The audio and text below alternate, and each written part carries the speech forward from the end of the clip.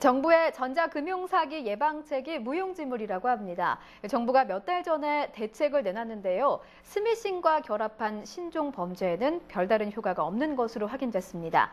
금융당국이 뒤늦게 보완책 마련에 나섰습니다. 한현희 기자가 단독 보도합니다.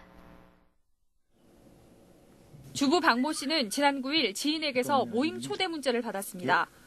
그런데 참석자 명단이라고 표시된 링크를 누른 순간 가짜 스마트폰 뱅킹 어플이 설치됐습니다.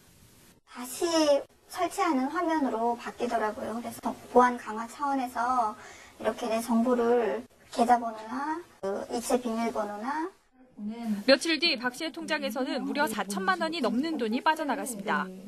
스미싱과 파밍이 결합된 신종 범죄에 당한 겁니다.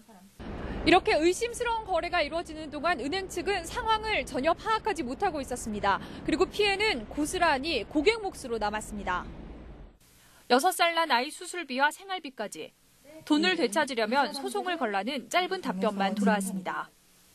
현재 은행으로서는 지급 정지를 해드릴 수밖에 없고, 그래서 개인적인 소송을 해서 돈은 받을 수 있는 방법밖에 없다고 해요.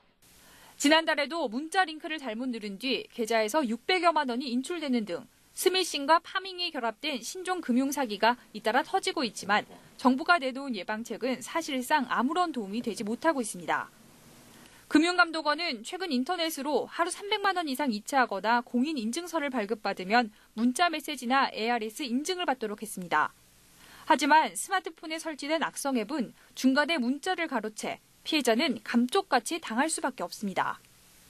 악성 코드에 감염되면 우리 SMS를 통한 통보라든지 이것이 전혀 효력을 발휘할 수 없습니다. 따라서 이 부분에 대한 대책을 세우는 것이 필요하다고 생각합니다.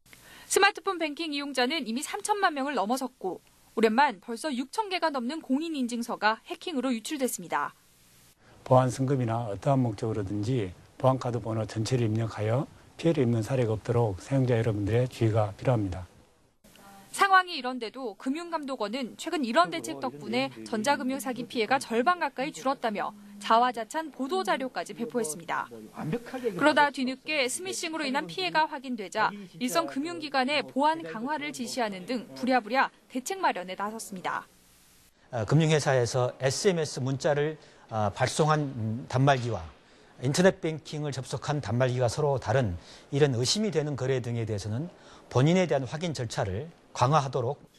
당국의 대책을 비웃기라도 하듯 갈수록 진화되고 있는 전자금융 사기. 말보다도 실제 신종 전자금융 사기를 차단한 원천적인 대책이 시급합니다. YTN 한현입니다.